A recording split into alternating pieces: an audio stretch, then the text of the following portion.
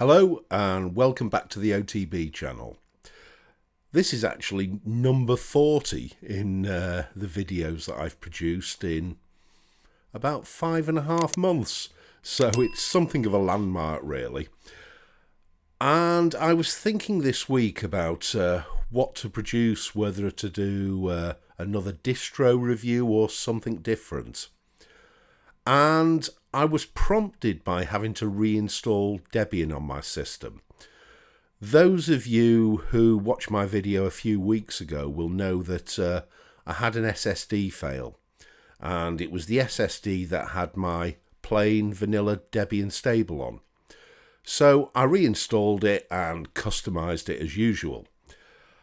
And whilst I was doing that, I remembered that over the course of the videos, there's a few of you who have actually asked, well, why don't you show us how you actually set up your desktop environment in your distro? And as you know, I use only two distros now. I use Arch for playing on. It's a weekend distro. And I tend to use Debian Stable for work. But I do customize both of them.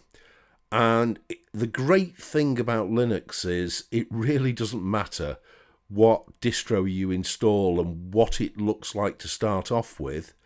You can change it to suit yourself. You can mod it. So I thought, well, I'll run through the process I use when I'm installing Debian, which I'll admit is pretty plain to start off with, but you can do anything that you want with it. Today I'm going to use a virtual machine with Debian stable on. I'm going to modify the grub screen and put a customized image there.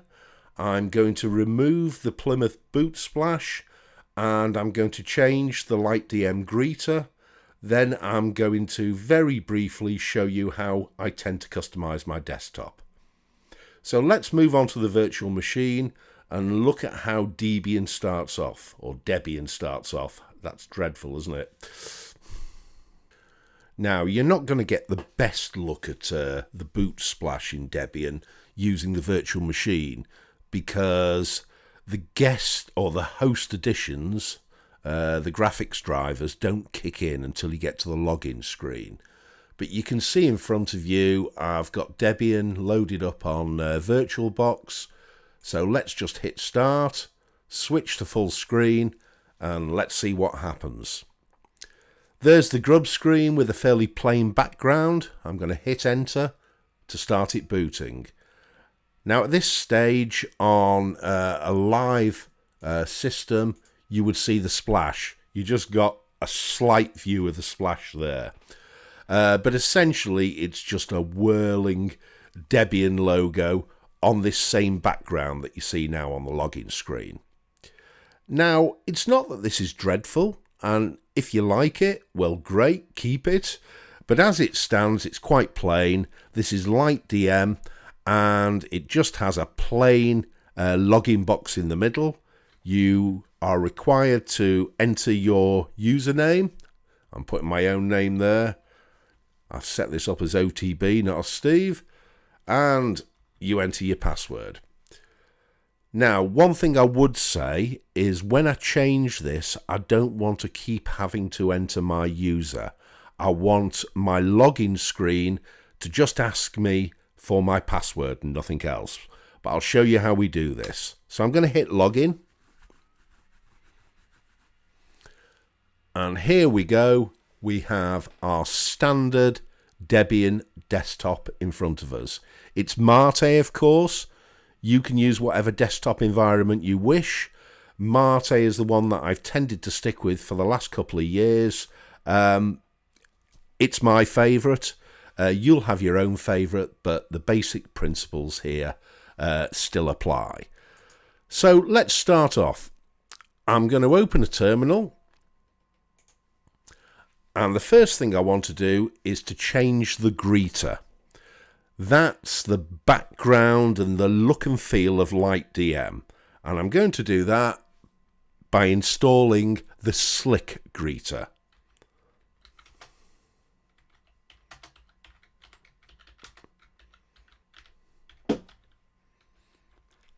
So it's in the repos, so I just issue on a Debian system sudo apt install slick-greeter. It's asking for my password.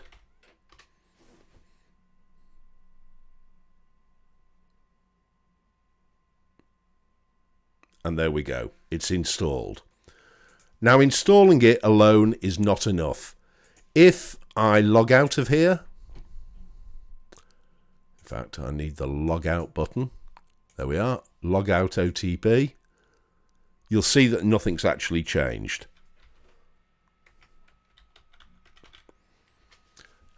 What you have to do is you have to modify the configuration file for lightdm. Now, don't be led astray by looking in the control center and thinking, oh, I have a login configuration editor here, which you may well have. Debian tends to be fairly basic, so it doesn't have one. But any login configurator you have will tend to only work with the default lightdm greeter, not with the slick-greeter that we've just installed. However, it's a fairly easy process to change that. So let me open a terminal again and make that full screen. I want to move to the etc lightdm directory. And if I do an ls, you can see, let me just increase the size of this for you.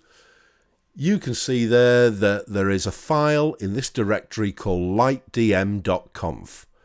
Well, we need to open that up in Nano and just make a few changes.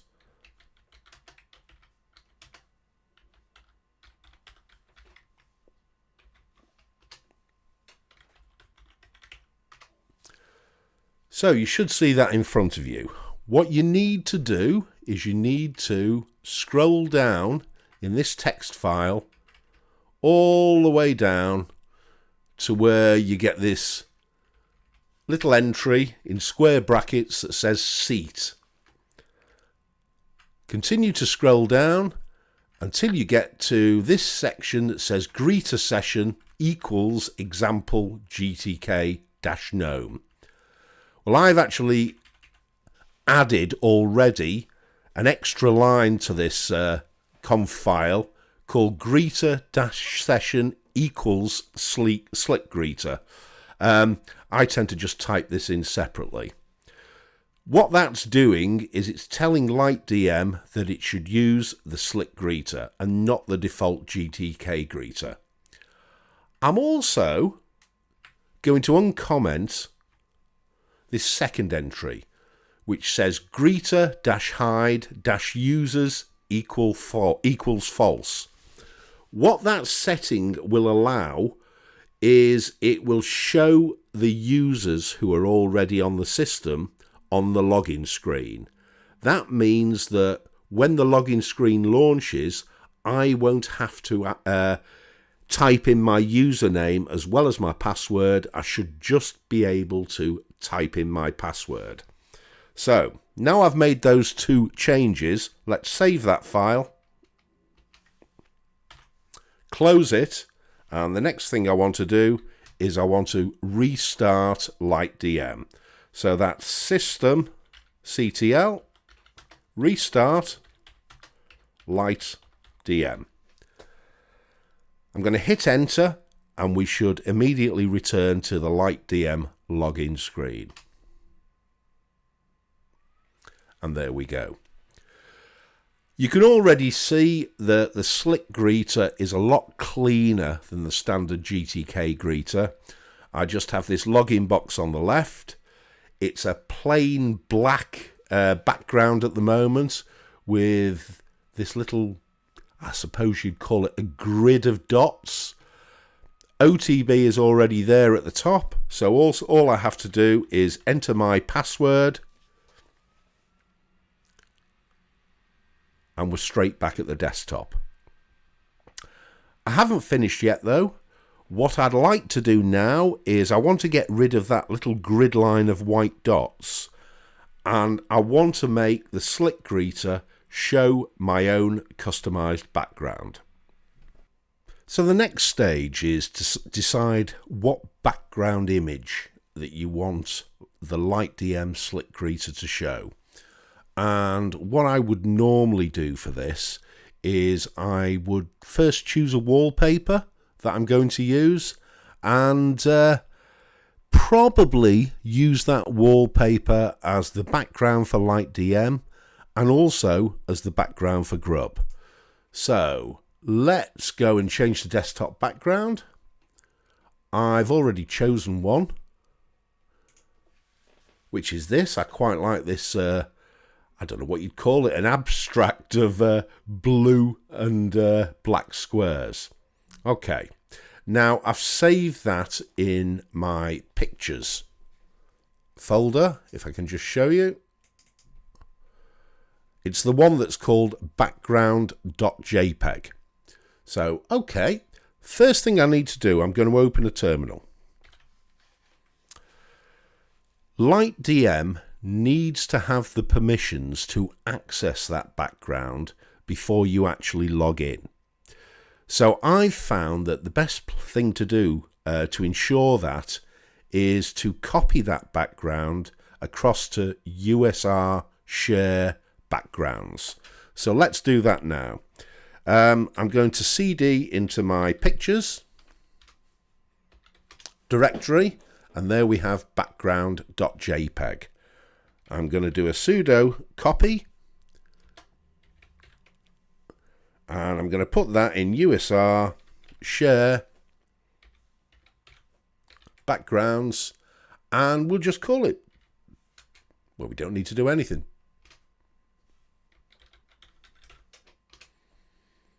We've now copied it across to USR share backgrounds.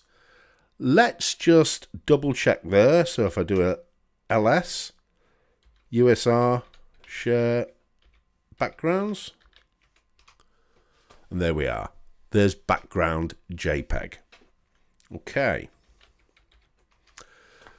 The next thing we have to do is we have to tell lightdm to use that background. Now, we can't modify the lightdm.conf file in order to do this. We have to create another config file specifically for the slick-greeter. So I'm going to move now to the etc lightdm directory. You'll see what the standard entries are in there. You've got lightdm.conf, lightdm-gtk-greeter.conf, but there's nothing there at all for the slick-greeter. So I need to create a new conf file for slick-greeter. Really easy to do. I just do a sudo nano slick-greeter.conf, and it will create a new configuration file for me. I don't need to include a huge number of entries in this text file, but it must start off with square brackets and the word greeter, and it helps if I can spell, and greeter with a capital G. I'm then going to include 3 separate lines. The first thing I'm going to write in here is draw.user.backgrounds equals false.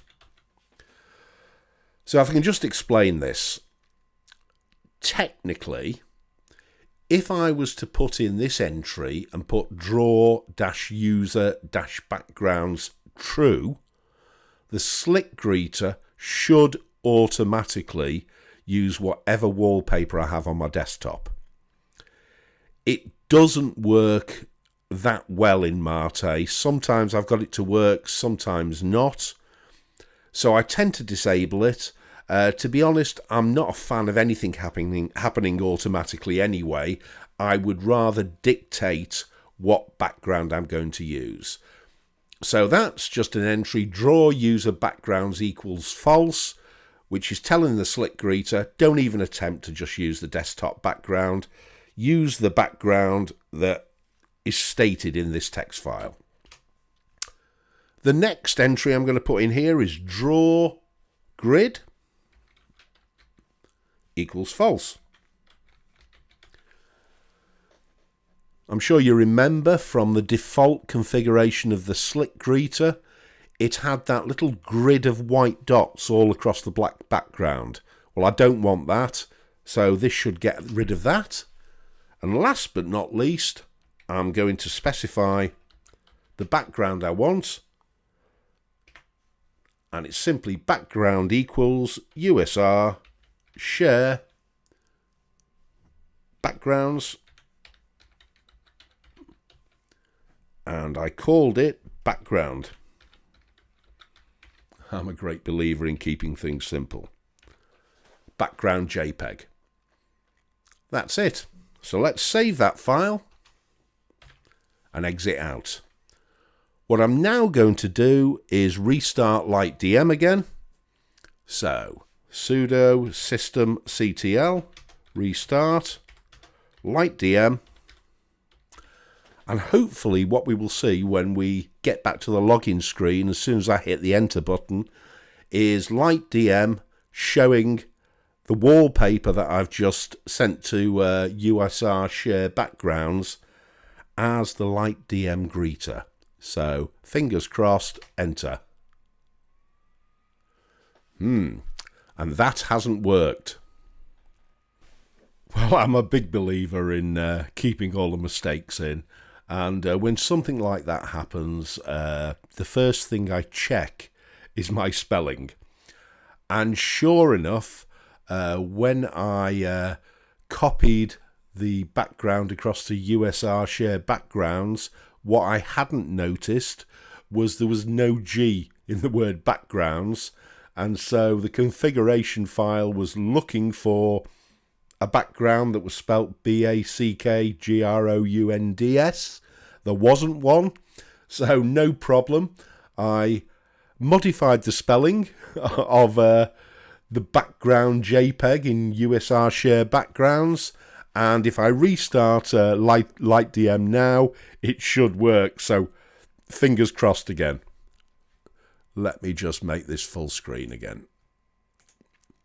So sudo systemctl restart lightdm.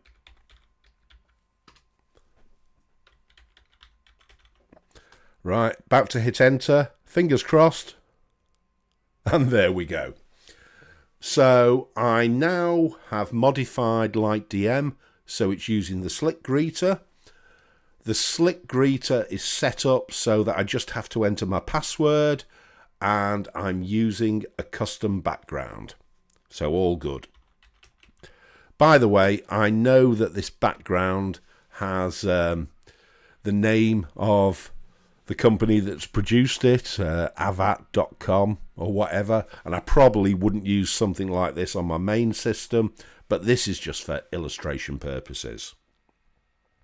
Okay, so having set up and modified lightdm, the next thing I'm going to look at is the grub background. Okay, so how do we set the grub background?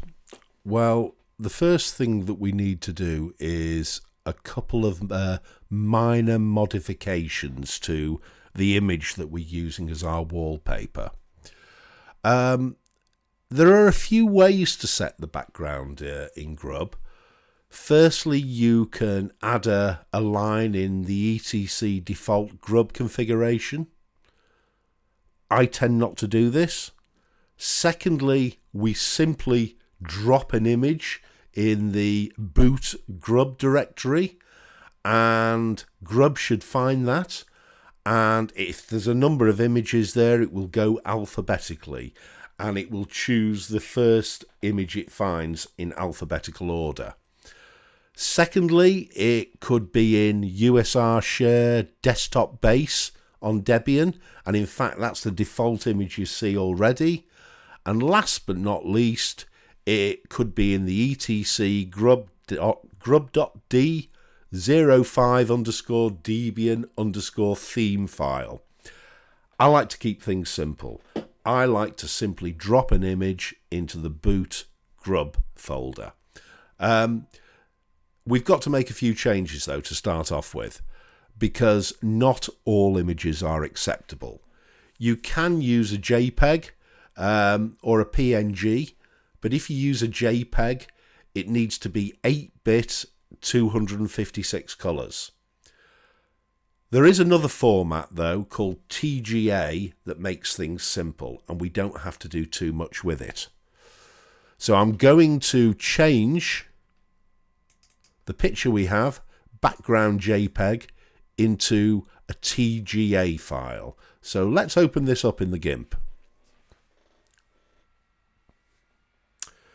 Once this is open, I'm also going to change the size of it. There are ways that you can modify your grub settings to take much larger or smaller resolution images in the splash screen. You can't, however, guarantee that at startup your computer will support the same resolution as it does when you actually get to your desktop. So the majority of Grub 2 splash images tend to be 640 by 480. So the first thing I want to do is I want to scale this image down to 640 by 480. And I do that in the Gimp by selecting the image menu and selecting scale image. I'm then going to click on this little link here to unlock the image size, and I'm going to just type in 640 by 480. As I say, you can use a larger image. It's a little bit more complex, but I tend to go simple. So 640 by 480, and I just hit scale. And there we go. I'm then going to save this as a TGA image. And the way I do that is I hit File, Export As, Show All File Types,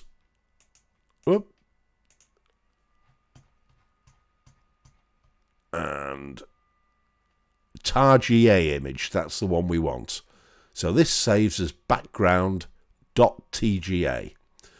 I'm going to save it in the pictures directory for the time being, and I'm just going to hit export. Okay, so we're now finished in Grub. So let's just shut that down. I'm going to discard any additional changes, but you'll see there that I have background TGA. So the next stage, I want to open a terminal again. Let me just make this a little bit bigger. I'm going to CD to the pictures directory. And you'll see that the background.tga image is there. I'm going to copy that to my boot grub directory. So sudo copy background TGA to boot grub. Enter my password, and I'm just going to double check it's there.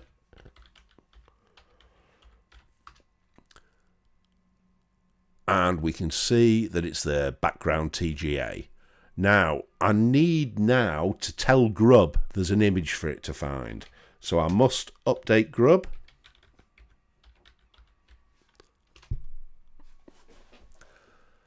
And you can see there it's found the background image, background.tga. So, let's see if this has worked. I'm going to reboot the virtual machine, and we should be presented with that new image, albeit not in the sort of resolution you'll get on your main system, because don't forget this is VirtualBox. And there we go. We've now changed the background splash image on Grub. Now, although you're not actually seeing the Plymouth splash screen there, on a live system you would. I want to remove that. It's strange really. Years ago, when most systems booted in text mode, excuse me, I used to move hell and high water to try and get a splash screen there. These days, I much prefer a standard scrolling text startup so I can see if there's any errors. Now, the way we do that is really simple. Again, we will open a terminal. Only this time, let me make that larger again. I'm going to go to the etc default grub configuration file.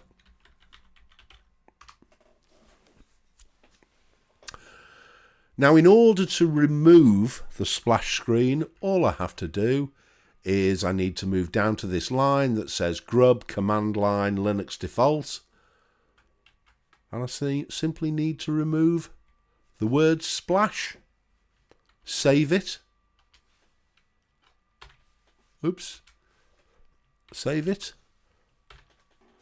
And update grub.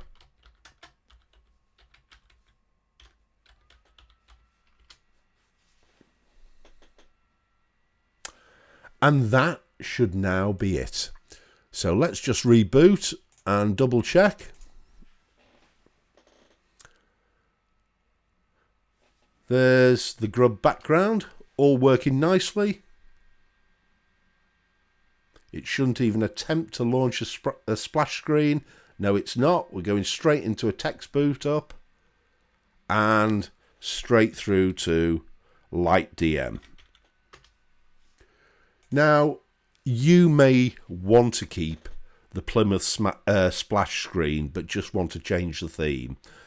And that's easy enough to do. If you look on the Debian wiki, you'll see that there are a number of packages in the Debian repos with different splash themes, and it gives you a couple of commands that you can use to change the splash screen to your liking.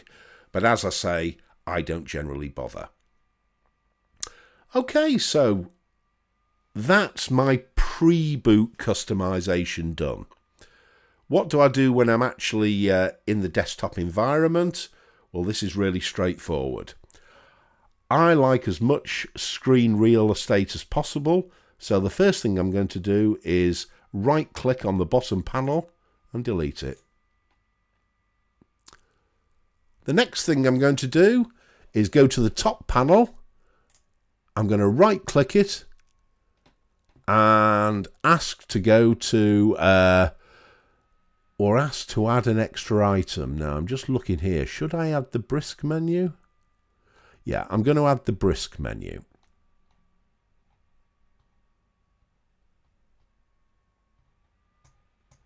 I can find where that's gone. There we are, the brisk menu.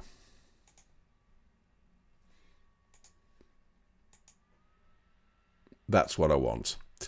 Right, I'm going to have the brisk menu there as the default. So I'm now going to go over to this three-part menu. Simply right-click it. Make sure it's not locked to the panel and remove it. I'm then going to right-click the new menu that I've added. Click on Move and stick it to the left-hand side and lock it to the panel. Simple as that. Next, I'm going to add to the panel again. But this time, here we go. I'm going to add the window list. And I'm going to move that right up next to that menu. And once it's in a place that I want, I'm going to lock it. So, it will now list on my top panel all my open windows, and I can show them and hide them just by clicking on them. Right, next, I want to change the theme. I'm not very keen on the theme that we have here, so I'm going to go into the control center and I'm going to click on Appearance. At the moment, although it says custom, the only thing I've really changed here is the default background, but I'm going to hit Customized. I've installed a theme from the standard repositories called Materia Dark. I quite like that.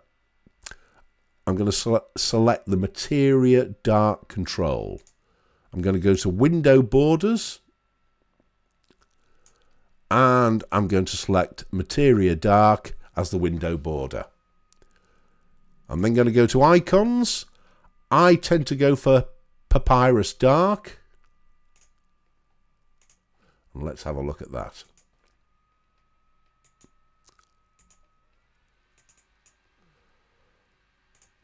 And job done.